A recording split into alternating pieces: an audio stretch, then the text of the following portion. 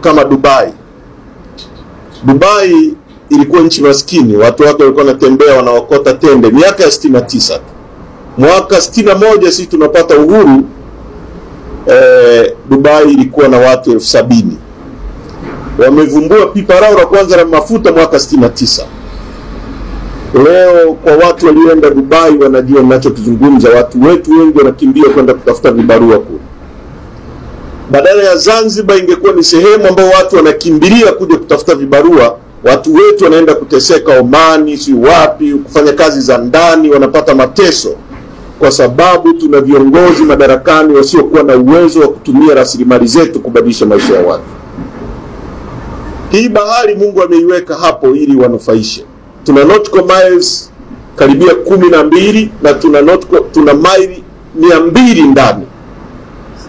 Nilikuwa napitia hapo na nilikuwa namuonesha mwenyekiti hapo kwamba Norway wamefanya uvuvi kwa mwaka 2023-24, export ya mazao yanayotokana na uvuvi baharini ni dola za Kimarekani bilioni 9.4. Ukizikonvert kuja kwenye fedha za Kitanzania ni trilioni 30 za Kitanzania. Sasa budget ya Tanzania nzima, budget ulipe mishahara, waibe, wafanye nini, ni trilioni 42. Uvuvi kwa mwaka mmoja Norway trilioni 30.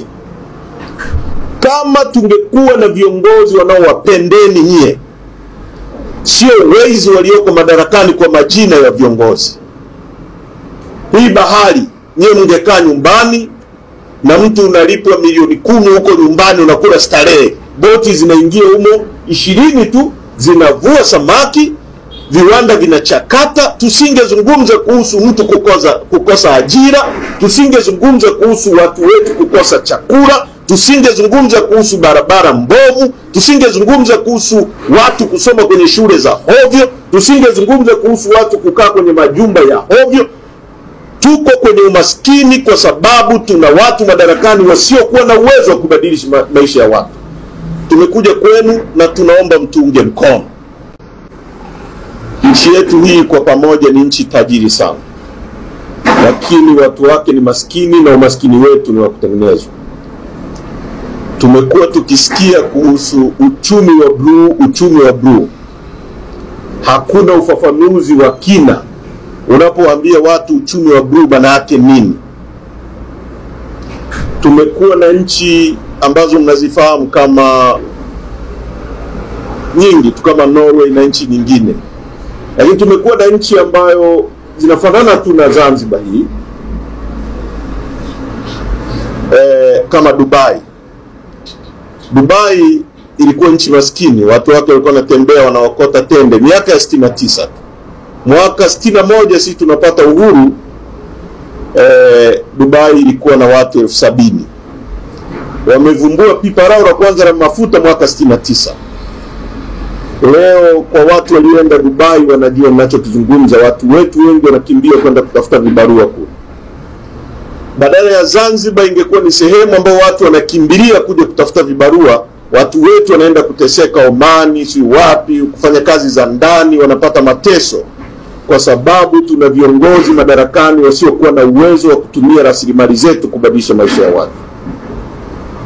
Hii bahari Mungu ameiweka hapo ili wanufaishe. Tuna nautical miles karibia 12 na tuna maili 200 ndani. Nilikuwa napitia hapo na nilikuwa namuonesha mwenyekiti hapo kwamba Norway wamefanya uvuvi kwa mwaka 2023-24, export ya mazao yanayotokana na uvuvi baharini ni dola za Kimarekani bilioni 9.4. Ukizikonvert kuja kwenye fedha za Kitanzania ni trilioni 30 za Kitanzania. Sasa budget ya Tanzania nzima, budget ulipe mishahara, waibe, wafanye nini, ni trilioni 42. Uvuvi kwa mwaka mmoja Norway trilioni 30. Kama tungekuwa na viongozi wanaowapendeni nyie, sio wezi walioko madarakani kwa majina ya viongozi, hii bahari nyie mngekaa nyumbani na mtu unalipwa milioni 10 huko nyumbani, unakula starehe, boti zinaingia humo 20 tu zinavua samaki, viwanda vinachakata. Tusingezungumza kuhusu mtu kukosa ajira, tusingezungumza kuhusu watu wetu kukosa chakula, tusingezungumza kuhusu barabara mbovu, tusingezungumza kuhusu watu kusoma kwenye shule za hovyo, tusingezungumza kuhusu watu kukaa kwenye majumba ya hovyo.